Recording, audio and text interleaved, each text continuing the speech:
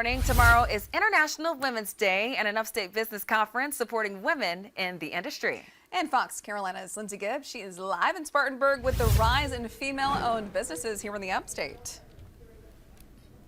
Good morning, and we're here in Spartanburg. You can see actually the conference has already begun right behind me. They're doing opening remarks right now. Lots of women piled in here from all across the upstate. Now, there will be keynote speakers who plan on talking about professional and personal progress and how to balance both your career and life outside of work.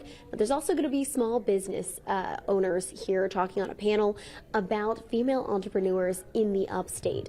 Women and business owners here in the upstate are growing larger by the number. According to data from the U.S. Census Bureau, more than 1 in 5 businesses are owned by females in the U.S.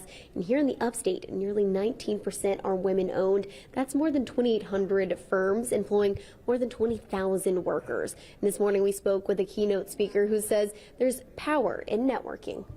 So I love to see people who are hardworking and creative build and grow and hire other people. And we have to be supporting each other. And so I'm praying that someone meets another contact. One of the things I will ask is, who can you help in this room? What is one thing you can do to open a door, or to help someone, or give constructive help or feedback? And